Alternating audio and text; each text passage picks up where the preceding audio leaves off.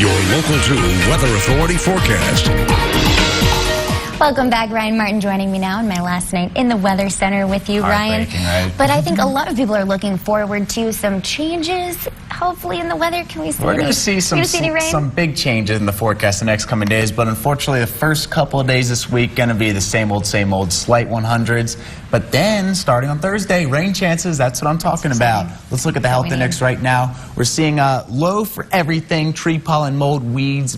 Grass, though, is moderate. This all courtesy of Dr. John D. Bray. You can visit his website, johndbraymd.com. Now, the almanac for today, only 1 degree higher than yesterday, 101. That is above average and just slightly below our record of 104, and we are also above average for the low. You can expect it to look like this the next couple days. We're going to be seeing those low triple-digit heat, so still very hot outside, but right now we're lingering in the 90s as compared to last night where we dropped down to the 80s around this time. 91 right now, 91 in Wink, 93 in Pecos, and then seeing 96 down along the border, but we are seeing 80s down in the Big Bend. Also very humid down in the Big Bend for them, 45%, but for the most part very dry throughout most of the basin. See these 20% readings and then the 20% readings out to the west. But in terms of the state of Texas, there are a couple of areas seeing the 70s on our radar. You can see 75 in Louisiana, seeing the 70s up in Arkansas, and also seeing the 70s over in New Mexico. That's because they're starting to see these thunderstorms moving through. Most of the heavy stuff's moved out of Arkansas, but you can still see some of it in central Arkansas,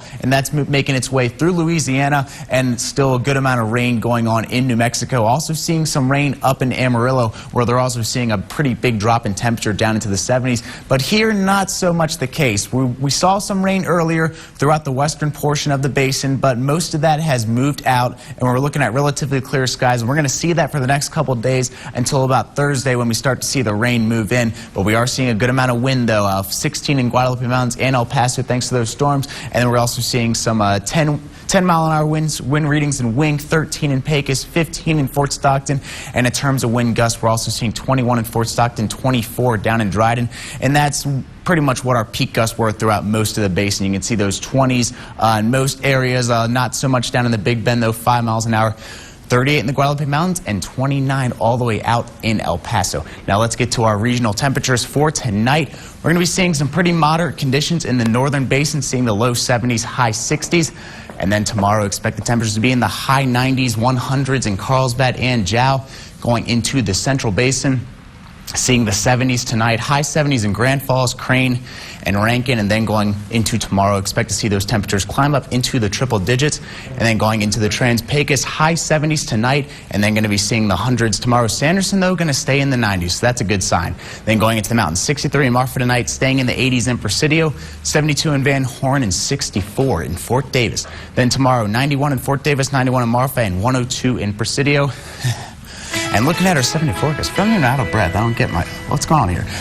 Hundreds the next couple of days, but then Thursday, things are going to start to change. About a 20% chance of thunderstorms Thursday and Friday, but 50% chance of thunderstorms by next weekend. So bring on the rain one last time. And Lauren, I don't know if everyone knows this, but you were actually my mentor when I first came here. And let's just say you've been a lot more than that. Just that, you've been an amazing anchor, co-worker, friend.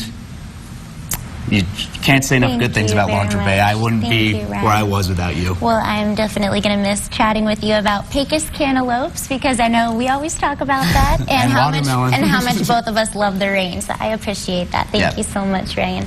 And when it's hot, we all want something refreshing to drink.